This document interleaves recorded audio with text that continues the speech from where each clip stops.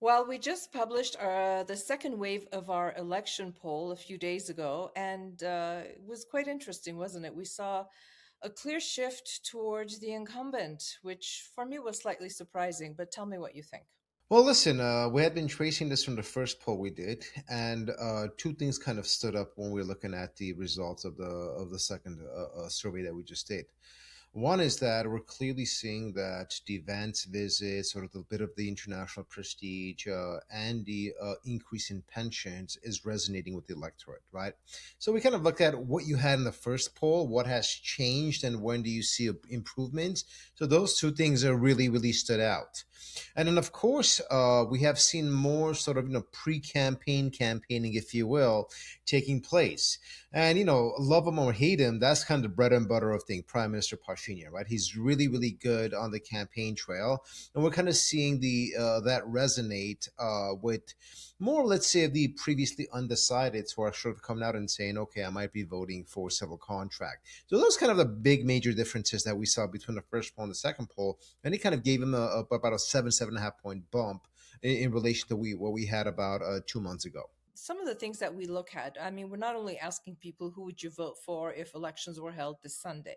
We're looking at direction of the country, the economy, justice and accountability. And in our first poll, when we asked people about what they thought about the direction of the country, about 38% said that it was headed in the wrong direction, 35% in the right direction. But in the second poll, we saw an improvement. 41.2% said the country was headed in the right direction. Do you think it's only the pensions and JD Vance, or are there other factors coming into play?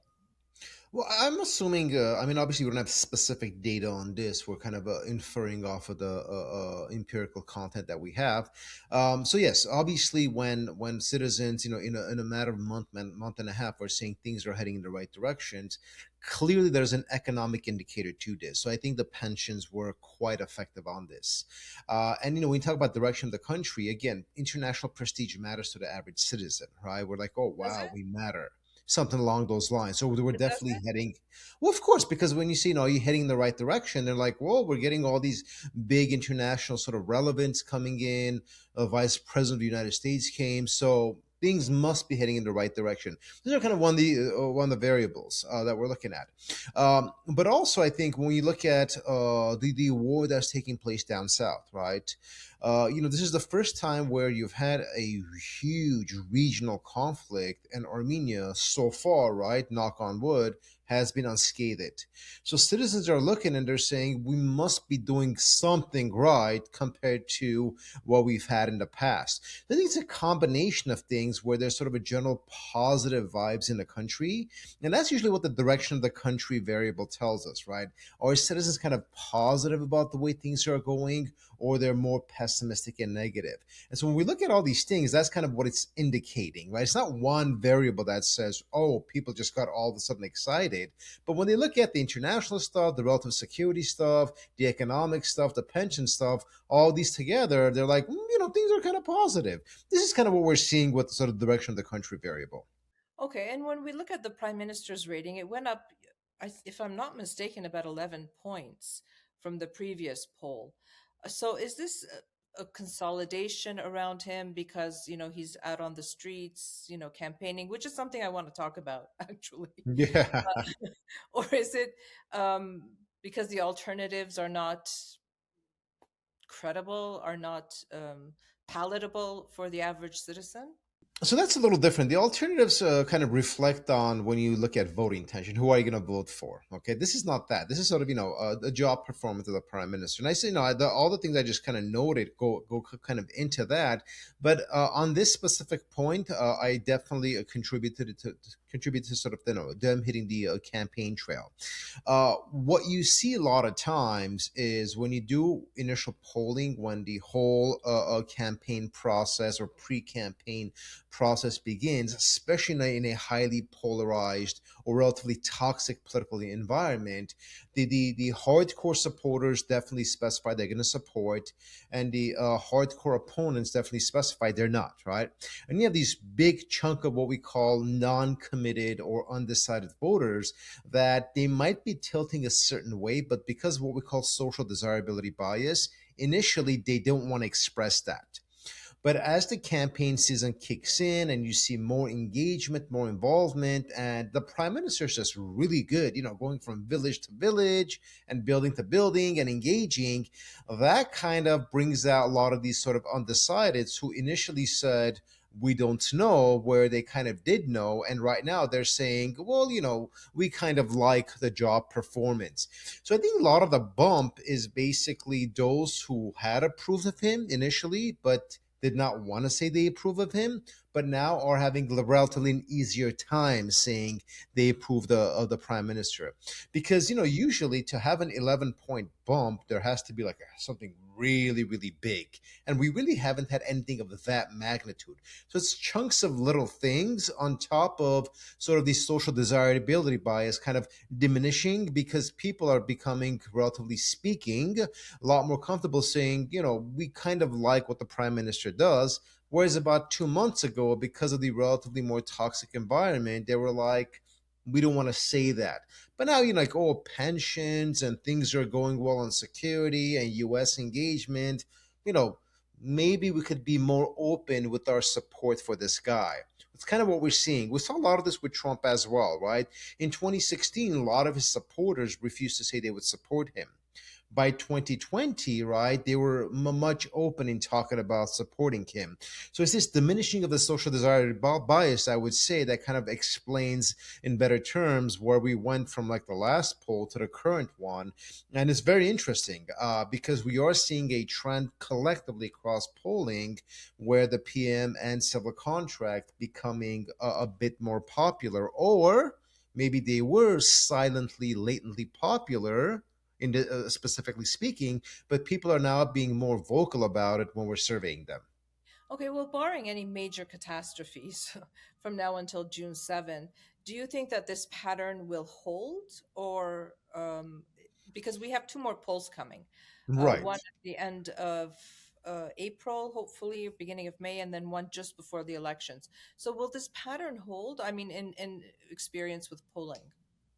So, not to be speculative, right? But generally, always the initial pollings, the further you are away from the elections, tend to be the worst for incumbents. And then the closer you get to elections, the sort of the power of incumbency starts slowly creeping in, and they tend to consolidate their vote.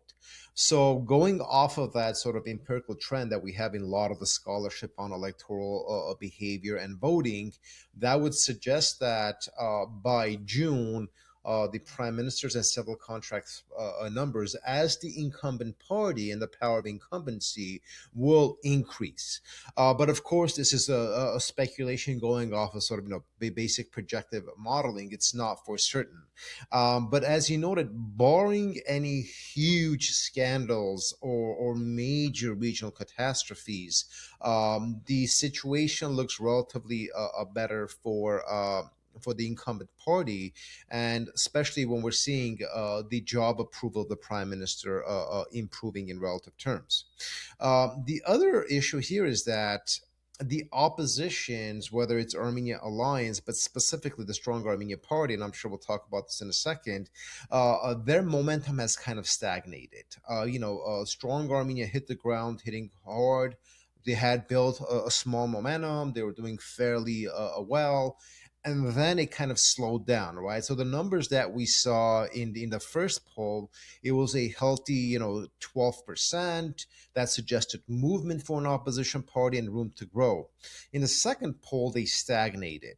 So this kind of suggests that their supporters are their supporters, but some of the uncommitted voters are not really convinced about who the leadership is, the vision, and so on and so forth.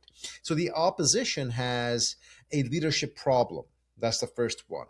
And then whatever leadership that they may have, let's say in the person of Robert Kocharyan, his numbers, his popularity is really, really negative.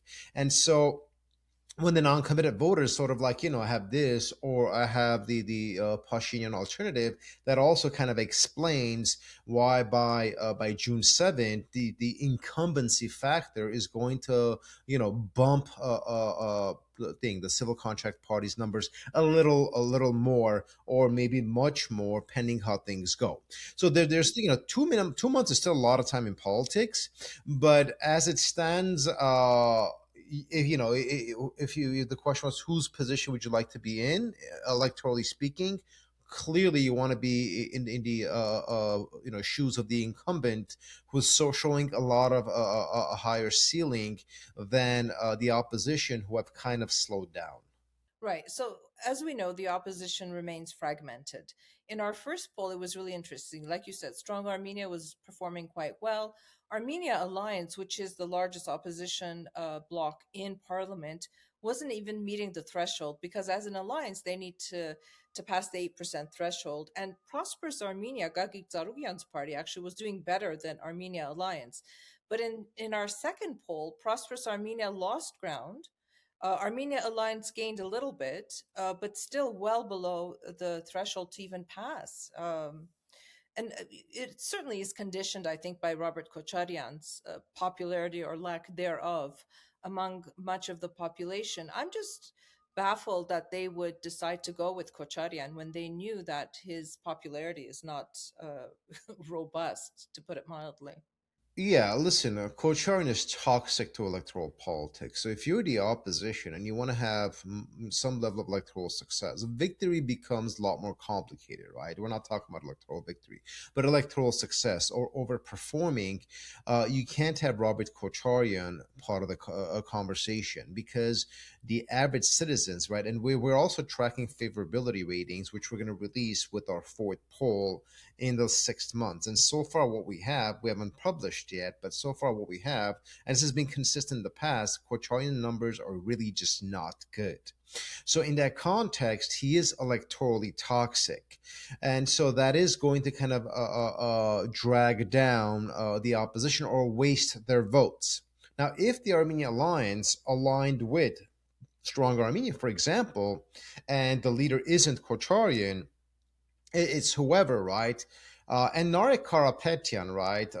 Samuel Karapetyan's nephew is also not a strong candidate. That nobody takes him seriously. But hypothetically, let's say Armenia Alliance joins Strong Armenia, and they say we're going to bring a new candidate, someone like Karan Karapetyan, who was former mayor of Yerevan, and then he was prime minister, a deputy prime minister under Sir Sarkisian, who's viewed as a technocrat, relatively competent. I'm just throwing something out there, right? If they're able to produce a technocratic leader, technocratic head of the coalition, and they coalesce into a single opposition bloc, that exponentially increases their performance capacity. But as it stands, as you noted, you are seeing fragmentation, and Kocharian's electoral toxicity isn't helping that process. But do you see a strong Armenia and Armenia alliance even discussing the possibility of a coalition with a No, different? they hate each other. I Oh, mean, okay. this is the issue. Listen, let's kind of talk about these open secrets out there, right? A strong Armenia is being heavily supported by the Republican Party, okay? Because Sir Sarkisian, he's not going to run, so we're seeing a lot of the sort of the structural capacities that the Republican Party has supporting strong Armenia, okay? Nari Karapetyan's father, Samuel Karapetyan's brother, was the chief of staff of Sir Sarkisian back in the day. He was a member of parliament for the Republican Party. Samuel Karapetyan had very close business dealings with Sir Sarkisian's administration. So they're quite interaligned, okay? So that's what you have. Robert Kocharian and Sir Sarkisian have a very bad relationship. This is an open secret, okay? So the Kocharian basically political operatives hate the Sarkisian political operatives. All right, that's why in 2021 they ran separately, and there were even accusations of inner sabotage. And in 2025 they're running separately. But if you're Sir Sarkisian, right, what you're doing is you're saying with strong Armenia, right, with Karapetyan's resources and capacity, I can behind the scenes hit 12, 13, 15, maybe 20%, right? In that context, in 2026, I can have something that I did not have in 2021. So you have to understand that, individual or party self interest also a lot of times supersedes the big picture logic, especially in Armenian politics. And so this antagonism within the illiberal opposition is also producing the given fragmentation. At the same time, if you are with the Republican Party or you are with the Stronger Armenia Party, you know that Robert Kocharyan cannot win, right? If he was not able to win in 21, right after the loss of war and the security concerns and all those problems, right? You're thinking there's no way he has a chance in 26 with the relative stability, TRIPP, economic growth, and all those factors.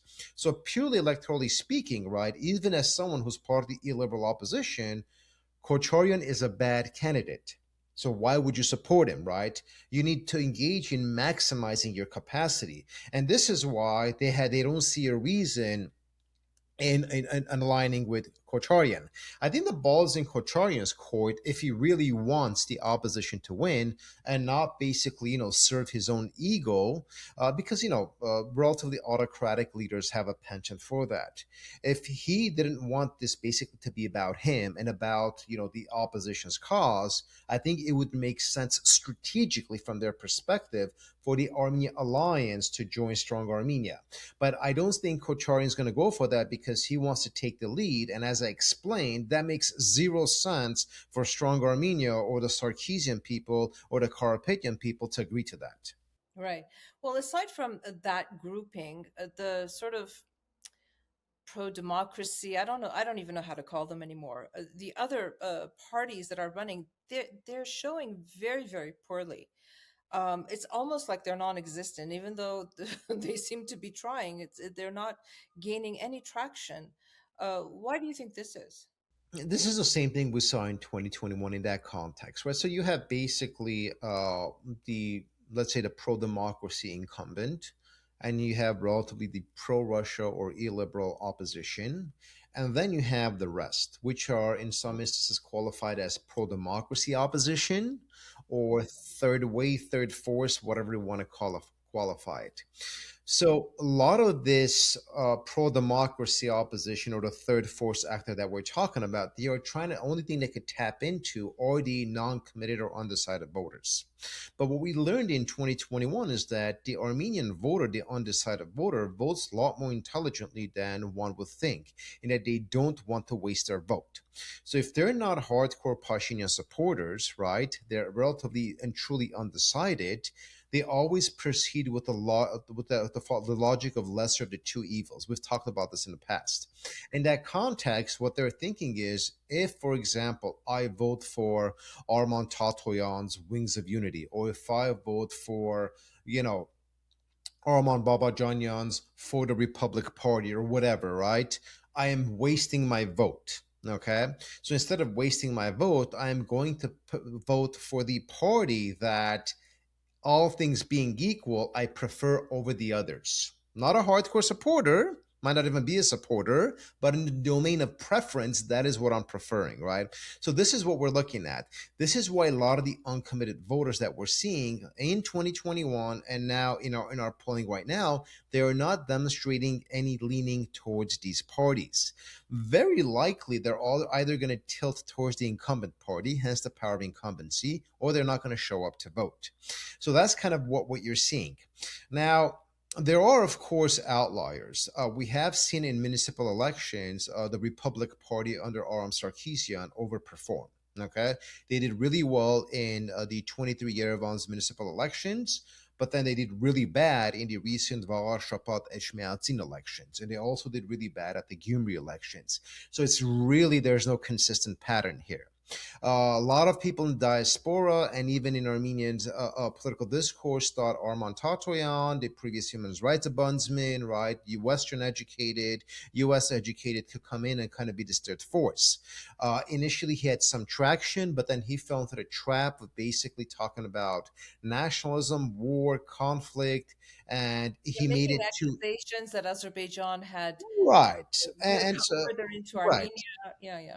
Yeah, those things, and but whether that's true or not, that we're not litigating that. That's besides the point. But what this did, it allowed, right, for the incumbent very easily to basically frame him as anti-peace or somebody who's not fully devoted to peace. And that pretty much discredited him. His numbers went down from our last poll. So generally speaking, right, few issues stand up. Peace and security, the number one issues. So any party that comes out and basically demonstrates skepticism towards this process is going to electorally struggle because, they like it or not, that is what much of the public wants. And when we look at sort of salient issues, right, not just our poll, even IRI and other polls demonstrate the basically security and peace remain the dominant issues. So if this is basically shaping the thinking of the people, you have to navigate accordingly. And so that's kind of the interesting issue that we're dealing with here, that new parties who are trying to wiggle in their way and find a cleavage in sort of the middle space, there isn't much there. And that's why we're not seeing them perform well at all. And so, would any of them meet the 4% threshold? Again, it's possible. There's 2 months to go. Like I said, Republic Party under Arms Sarkisian has had few instances of overperformance. But if we're seeing, structurally speaking, something similar to 21 elections, right, it's not really looking good for these third party forces. Okay, I think we also need to talk about Pashinyan's visit to Moscow last week and what President Putin basically told him, that they are very motivated to see pro Russian parties in Armenia taking part in the elections, and that they should be allowed to do so, making reference to Samvel Karapetyan, who is under house arrest. So it was very blatant. And then we saw Overchuk's interview with TASS and came out swinging against Armenia. How should we interpret this? Well, we process this how we've always been processing this. We know that Russia has preferences. When, we Yeah, but talk to be about. so vocal about it. I mean, there was. Right, because it suggests that a lot of their hybrid operations aren't working. And so I don't want to use the word desperate. That wouldn't be misleading because Russia could create serious problems if it really wanted to, right? But what they're seeing is a lot of their stratagem isn't working. So this is something else that they're utilizing. Because, and I'll explain in a second, that there's a connection how this process is working. But there's a reason why in my writings, and we talk about it, we qualify Armenia's pro-Russia opposition as Russian proxies. And Putin basically took what was an open secret and blatantly said, yes, that's what they are. Okay. Putin knows very well that Samuel Karapetyan cannot be prime minister because Armenia's laws don't allow it. So why is he bringing it up knowing very well? It's very clear, right? To basically create some more concern, more sort of, mechanisms of potential instability.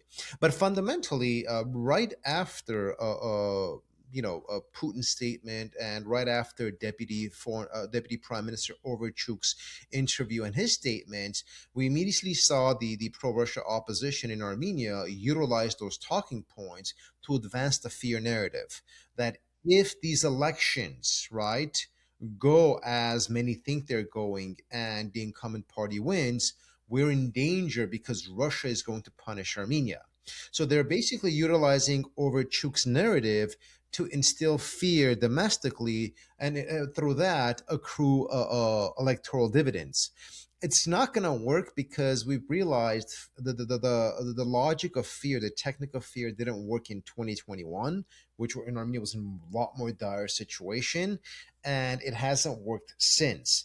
But the fact that there's an interconnection between what Putin says, what Overchuk says, and the narrative shaping that we're seeing with strong Armenia and the Armenia alliance coming out, it definitely suggests a sort of an orchestrated element to this, which for them it's a rational process.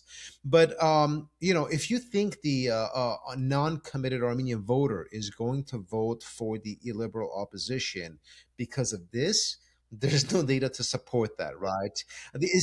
It's the opposite. I think very likely. And when we look at sort of the non-committed voters on all the stuff that we have, and it's in, we published this, right? They're not going to convince that, scaring me is going to make me change my preference.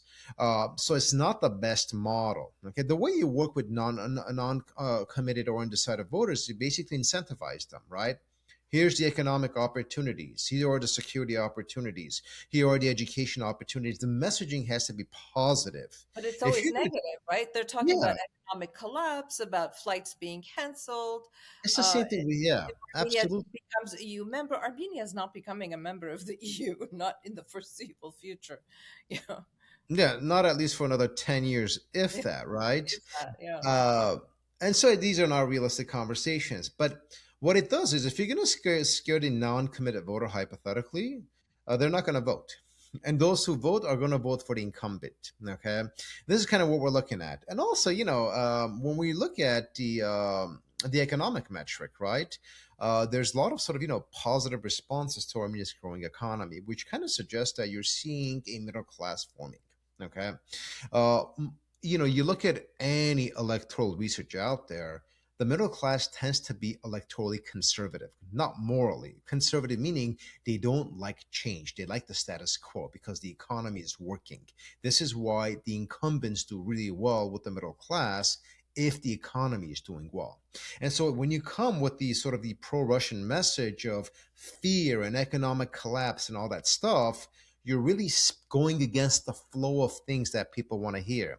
This is why, while Pashinyan's meeting with Putin wasn't really about this, it was completely something else. This became the main narrative, but I don't think electoral is going to work.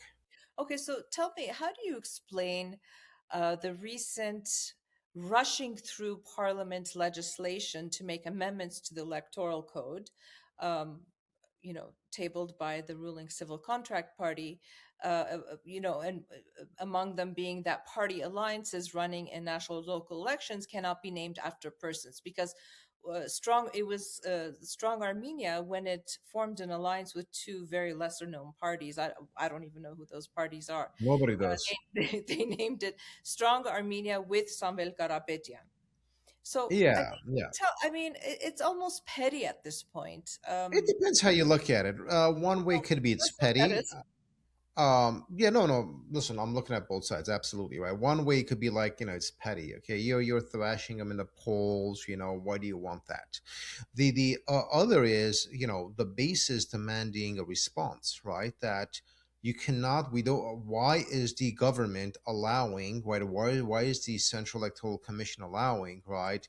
Our electoral process to be hijacked by individual names and individual branding. So there's two ways of looking at this. One, this plays really well to the incumbent base. Okay, straight up.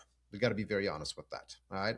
And it's something we haven't discussed in our poll, right? When we were kind of the question we had on justice and accountability, right? 55% of Armenian society wants more accountability, right? More persecutions, prosecutions, but can become persecutions if we're not careful, right? Okay, they want basically the previous regime and previous elites to be held accountable. So 55% of Armenian society says this government has not done enough to hold the Kocharian and the Sarkisian regimes accountable. 55%. Okay. So things like this kind of tap into that base where they're like, can you please at least do something against these people who are trying to quote unquote hijack our democracy or whatever, right? That's kind of thinking. So if you look at the base, right, and you look at a lot of these leaning independents or undecideds or non-committals, these things work very well, where it says, oh, the government's finally doing something against these destabilizing subversive actors. That's the one school of thought. And that's going to be the dominant school of thought. I'm just being honest, right? And then those that come, as you noted, from the journalistic perspective, from more of the technocratic perspective, from sort of the, outside of the country, Western democracy observers perspective, who are like, do you really need to do this, right? Why? It's not going to change anything. When somebody goes to vote, whether they're voting for Strong Armenia or Strong Armenia with Samuel Karapetyan, it just sounds more stupid. It doesn't get you more voters, okay? And so you're right. I don't disagree with either of the sort of the framing of why this was done. But in the domain of explaining it, those are the sort of two prevailing logics.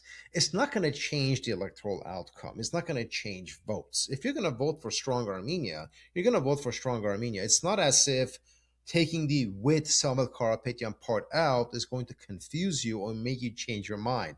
Neither were you going to win any non-committed or undecided by adding, with Samuel Karapetyan to your coalition name. So in the broader scheme of things, this is sort of a very huge nothing burger. But in our political environment, as I noted, with a lot of the toxicity we have, it definitely becomes red meat for the base and a point of mobilizing anger for the opposition. Absolutely. We talk about it all the time, and I don't want to dwell on it too much, but in our poll, we also ask about TRIPP, right? Because we want to understand how people perceive it. Do they think it's going to happen? It's not going to happen. Could TRIPP translate? I mean, if it happens, let me play devil's advocate and say, with everything going down, in Iran and things are heating up, there is concern, and I hear this all the time that a trip is going to be delayed, and we talked about this last time in our last interview. But what's your, in your discussions, what is your sentiment on this? As you know, and I've talked about this publicly, I just got back from DC, so I had meetings at the White House and State Department. This is public information, and it was very clearly addressed that United States actually wants to speed up TRIP, so they have no intentions of slowing TRIP down. And there's reasons for that, right? Prime Minister Pashinyan has basically told the United States Armenia is ready to do everything to advance this. And from America's perspective, this is the greatest foreign policy achievement that Trump has had. Whether we agree or not, or whatever the case might be, that's the thinking in the Oval Office. And so the state institutions of the US want to take this, what they consider to be a diplomatic victory, and consolidate it and have this route. Okay. Now, especially with the things in Iran, let's say not going according to plan, right? And creating bigger diplomatic issues and bigger concerns about whether there will or there will not be a diplomatic victory, a foreign policy victory, so on and so forth, or whether it be a foreign policy loss. When things go south in one place, you always want to tap into the positive developments in the other place. And so a lot of the thinking in DC when I discussed these issues was, listen, TRIP is one of the great success stories. Stabilization of the South Caucasus is one of the great success stories. So we need to move forward on this urgently, and we are going to move forward on it. That was the feedback and the positions that we were getting. And we have not received any indication that this is going to slow down. Even after my visit about a few days ago, the working groups from Armenia and the US had virtually met to continue discussing the nuances, the specifics, what the contract's going to look like, what the feasibility study is, so on and so forth. So work is continuing, right? The process is continuing. Now, from sort of the general perspective of, okay, let's say most don't know those technical matters because none of this is being properly communicated with society. Another huge issue. You and I have talked about this, okay? And the average citizen isn't informed of all of these specifics. And when they look at things, they're like, war to the south might get really worse, okay? United States is basically embroiled in this war in the middle of conflict. They're going to proceed with this project. I have a right to be skeptical, right? That could be very legitimate citizen perspective, okay? Definitely. But when we look at the actual thinking in DC, it's the opposite, right? They don't view the Iran conflict as having anything to do with the South Caucasus. Think about that. They just don't. All right, there's a separation in their approach, and they don't think that the war is going to leak or basically absorb any parts of the South Caucasus. And so, in that context, they're continuing with what they consider to be a very important diplomatic success. And in our poll, when we asked this, right, plurality of citizens view TRIP as being beneficial, while about 21% simply don't have enough information. Okay. But what's important is TRIP is also positive with non-committed or undecided voters. Okay, right? Matter in fact, more undecideds found TRIP beneficial. It's a few percent split than the general thing, sample size. So in that context, while people might be relatively skeptical or concerned that's not the same as people being negative towards TRIPP. And so, in that context, right, once you have a groundbreaking, once you see investment projects proceeding, then citizens will be convinced. And in essence, you have to basically walk the walk. You have to demonstrate to citizens that something is developing on the ground, then it's not all talk. So this is kind of where we're at. Absolutely. And citizens have a right to demand to basically say, okay, everything is great so far. All right. We believe you. What's next? Show me something. All right. Right. That's kind of where we're at this point. Well, yeah, we all want to see something, obviously. Absolutely. I want to talk about one more thing about the poll. The way it was designed, in order for us to understand how the non-committed voter might actually vote, there were some positional items, right? One of them was the visit of Vice President J.D. Vance. I know it's kind of old news at this point, but it was kind of split on how people viewed it as positive or negative or neutral. Can you explain that? How do we explain that? I mean, from my perspective, it was the highest ranking official from the United States to ever visit Armenia. And it was very positive, I think. So what's your take on that? The way we ask the citizens is, did you consider the visit to be positive, neutral, or negative? Okay. Over 37% said it was positive. Only about 13.5 said negative. Okay, so the positive to negative ratio is completely asymmetrical. So larger numbers of citizens said it was positive than they said negative. Okay, so when we look at the 13.5 negative, right, and seeing the opposition's electoral cap about 22, 23%, what we're seeing is even many of the opposition voters did not view the visit as negative. All right, so that's a very, very interesting thing to observe. And Sure, of but they were course, neutral. There was a 30, almost exactly. And 30%. about close to 32% said the visit was neutral. Okay. That means it wasn't good, but it wasn't bad. It was neutral. That basically means I need to see more. Okay. What that means is I am leaning towards you need to convince me. Okay. Because if they weren't convinced, they'd be like it's negative. Okay. Mm. Or if they were convinced, they'd be like it's positive. Okay. So 32%, right, which is very closely aligned with the non-committed block that we have, Exactly. I was right? going to say that it's almost the same. Right, exactly. And so these are the Armenian voters, right, that are basically saying, okay, in order for me to say it was positive, I need to see outcome. All right. So you have this $9 billion, 30, 40-year nuclear arrangement with the United States. Sounds good, but until I see something, I think it's neutral. I don't think it's bad, but I'm not ready to say it's great. All right. We bought drones for them, solid. Okay. But is that enough? Are we going to get more? Right. Let me see. So this is kind of what we're seeing in that context. But the fact that the negative numbers are so low, and in relation to every other positional question we have, the negative numbers are on this were the lowest. This indicates what the trend is.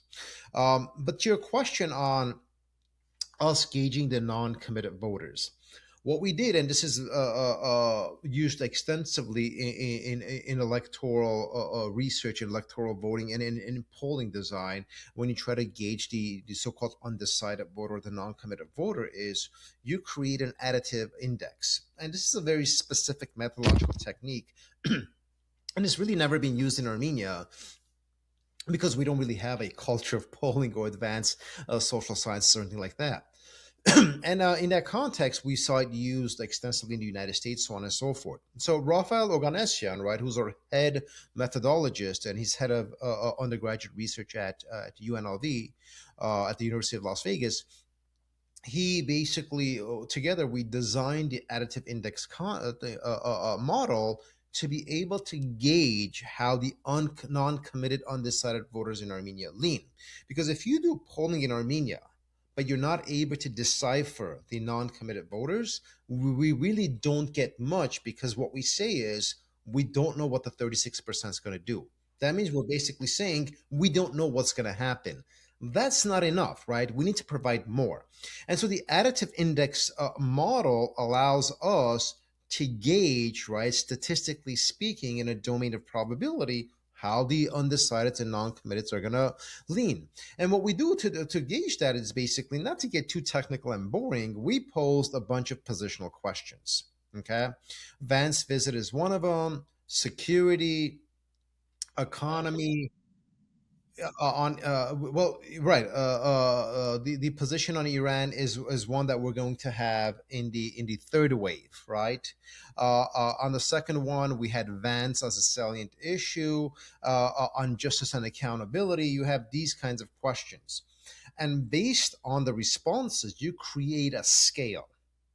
And then you take that scale, again, it's getting a little technical, but I want to bore our readers, where you take that quick scale, you code it, and you quantify it into the model.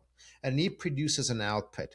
So, for example, if Maria Titizian, right, on 4 of the positional issues only agrees with the prime minister or civil contract on 1, but she doesn't agree on remaining 3, it's very unlikely she's going to lean towards civil contract. But if she agrees on 2 issues but doesn't agree on the other 2, then she's relatively neutral. But the fact that there's level of agreement, we could quantify that. But if she agrees on 3 of the 4 or 4 of the 4, even though she claims to be non-committed or undecided, you know how she's leaning, right? I'm overly simplifying the sort of a bit of a sophisticated model, but for our viewers to understand, scaling was used in this additive index model, right? Sounds fancy, okay? To be able to gauge how the non-committeds are leaning. And this model, as I said, has been used. We're not reinventing the wheel, right? It's been used extensively in other polling and statistical modeling. So we brought that to Armenia to answer the $1 million question of how are these refuse to answer, don't know, right, respondents going to lean. Not to be boring, I've been living in Armenia for far too long, I think, and I'm No very such thing. There's no such thing. there is, trust me. So the one thing that's been driving me crazy is that we seem to be full blown into campaigning, right? Prime Minister Pashinyan's out on the streets. He's like, shaking hands, going door to door, handing out, these pins with the map of Armenia and cookies. We see Samuel Garabedian's picture pasted all over the place in different malls in the country. And yes, technically they're not saying, vote for numbers, whatever it is. They're saying, but there's clear campaign messaging happening. And then, you see Tatoyan, you see all this campaigning going on, but we're not even in official campaign season. How do you explain this? This is really, for some reason, it's just um, irking me beyond belief, to be honest. So just so our readers know what's going on in the U.S., in the West, you're always campaigning, right? That's like considered to be part of healthy democracy. But This is then part of healthy democracy. that's how it's viewed, right? That political parties consistently engaging citizens, doing door to door, advancing their message. That's part of democratic politics. That's the perspective that you have mostly in North America. Okay, During electoral season or just in general? always. Then or electoral Not season, here. right? There are no laws against it, right? So this is how it is in pretty much North America and some parts of Western democracies. But then in parliamentary democracies, in some parliamentary democracies, or sort of like in France, right, there are limitations on campaign seasoning, right? Of when you can start campaigning, and the rationale for that is that just because someone might have more money and therefore will have an advantage of campaigning for a longer period, you constrain that and specify a certain specific campaign period to make the playing ground fair. That's kind of the logic. Spending caps on, Armenia, yeah. right. Armenia is one of those countries where there's caps on spending, and you could only campaign, I think it's like 45 days or 1 month before the election. All right. Now, the law says campaigning means going and telling people, vote for me. So if you're not going about and telling people, vote for me, technically you are not It's a matter of campaigning. interpretation, Of Nerses. course it is. I know. And we're splitting hairs. But this is where you either need to change the laws to provide clarity, or you just have to be honest about it and say, you know what? If parties want to campaign, if they want to engage citizens, if they want the whole agora model of being in the public space and engaging with the citizens, let them. All right, but still control caps on spending, whatever. How do you do that? Well, again, there are laws, and on this, the Central Electoral Commission overlooks this. So parties that violate that or held accountable. The way you do that in all the other countries that have these laws. Okay, now, so in Armenia, because the law is vague, okay, you could go around and basically get to know citizens. You could go around and give them information and educate citizens. But as long as you're not saying vote for me, you're not campaigning. Okay, and therein lies the issue. Okay, and that's why everyone is engaging in that kind of behavior.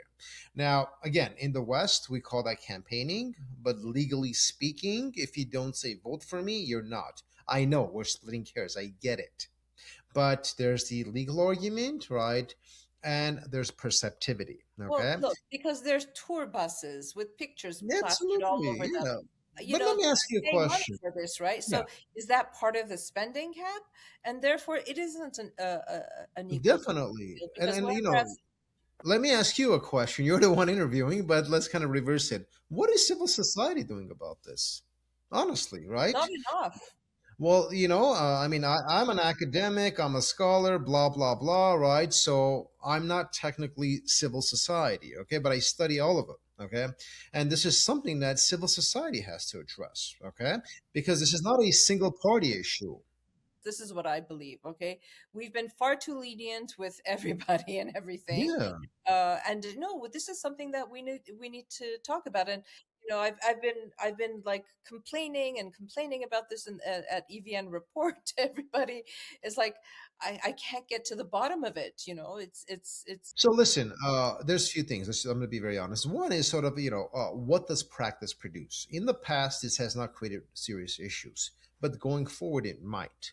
And so does society become cognizant and say, listen, these campaign laws don't work because one day, right, a wealthy person like Maria Titizian might start I campaigning wish. might start campaigning 3 years before the fact or whatever, right? They might not call it campaigning, but they'll do what they're doing. And is this permissible? And then can you pick and choose? Do you have selective justice? All these concerns. Okay. But listen, I'm coming from the United States, okay, where the Supreme Court ruled that spending money is a form of speech. So you could spend as much as you want. Okay. Think about that. So in the Well, broader with your domain own of problems in the things, United States. yeah. So in the broader domain of things, but then now everybody's realizing. I'm just giving an example, right? Everybody's realizing that Supreme Court ruling is very dangerous because billionaires are taking over the electoral process. Exactly, which is what happens in the United States, right? It's something I'm that talking about the United States, precisely right. What's happening? But when the initial ruling was made, everybody was like, it's my money. If I want to spend and express myself, that's a form of free speech. You can't tell me I could be capped, right? That was the thinking. But then the outcome is this monstrosity where billions are being spent, right? And so the initial idea, the intention, and what actually became is a whole different matter. Now, in Armenia, you had certain tension on campaign laws. We're seeing what's happening. What it becomes will determine whether you allow this crap to continue or not. But to be honest, if I'm the incumbent, okay, and the process benefits me and I'm not violating any laws, why would I change it? This is why I pose you the question, why isn't civil society stepping in? yeah, yeah, no, absolutely. The media, civil society, we all should be raising this issue, because then you can argue that the incumbent is using what they call here administrative resources, right? They have all the state apparatus at their leisure, and they could do what they want. Someone like Samvel Garabedian, a billionaire coming in from Russia, can pour millions into this, and then you have these small, you know. Parties who are struggling to try and find a way in, and they can't because they simply don't have the resources. So then this is a problem for our democracy, and we're not a full democracy yet. We're still trying to become one. And that's a very good point you brought. Armenia is a transitional democracy, and to be able to consolidate this democracy, these issues that you're bringing up are fundamental because they would pose a consolidation issue down the line. Right, because I would like to see not only the incumbent, but all other political forces in the country going out, talking to citizens, not 4 months, 6 months before elections or 6 weeks before elections, but throughout the year, right? And people, so that people feel like they're being listened to. I remember someone saying once, oh, the problems are so big and we don't have solutions. I go, sometimes people just want to be heard. All they want is for you to commiserate with them and say, I understand you're struggling. I understand, it's jobs are issues, inflation is an issue. I can't help you right now, but I'm here to listen and learn. At least do that. I mean, that for me is political maturity. I absolutely agree. And in Armenia, the party that shakes the most hands is going to win this election. And this is why, you know, street politicians do really well in every country, right? What we call retail politics. You hit the streets. So that's kind of part of it. But again, what you want, I agree, but is that campaigning or not campaigning creates all these issues? That's what we need to clarify our laws. And these are growing pains for democracy, but it doesn't mean we should be indifferent towards it. I absolutely agree at this point. Well, just to wrap up, Nerses, what should we be watching for or anticipating in the third wave? We're already in the process of conducting the surveys. We've been doing this since January. It's a nonstop process for us. Do you have any? Again, I know you don't want to be speculative or make predictions, but what do you think we should be watching for that would signal more stability or any kind of shift? So one thing we're looking at, right, is basically trends. How the opposition parties are polling based on each wave, and how the incumbent parties polling on each wave. And so trends are very important, especially as they create a snowball effect towards election day, or they don't, right? So these are very, very important. So as campaign season wraps up, those are the main things to pay attention to, right? Who's doing a better job, right? There's in Armenia, there's a lot of emulation. One party starts basically a happy bus or whatever they call it. The other starts emulating, right? One does something. There is really not much originality, okay, and so that kind of creates stagnation. So one thing we're going to be looking at is trends, basically seeing snowball effects, and these are going to be very important in those processes. Second, how the Iran war proceeds, right? The president of the United States is basically very upset right now, and he's making this a civilizational issue. If it's escalated to that level, what's going to be the fallout regionally, economically? And if it is severe, many are saying, no, it's more rhetoric, nothing's going to happen. But if it does, right, these are the things to also consider. The Armenian voter is not going to punish the incumbent because they know the incumbent has no agency over this. But direction of country, security, economy, those numbers will relatively drop, and that becomes an accumulating negative effect on one party, which also allows the opposition hypothetically to say, "See, with these new developments, let us suggest our solution with a neighbor up north. At least I'll keep you safe from this fallout." So discourse can shift, right? These are the things that we're kind of paying attention to as well. And finally, the popularity of the candidates, right? Armenian politics is defined by individuals who lead parties. We still don't have sufficiently institutionalized political parties, okay? So, for example, Prime Minister Pashinyan still remains relatively popular, is more popular than every other candidate, right? How does that develop? What are those trends, okay? What are the negatives or the unknowns of the other candidates? So these are kind of things that we're watching, paying attention to going into the June 7 elections. Well, thank you as always. It's always fun to talk to you and with your specific brand of explaining things. uh, I'm looking forward to the next wave and to see what's going to happen, and hopefully hopefully it's all rhetoric what's happening. So thank you very much, Nerses.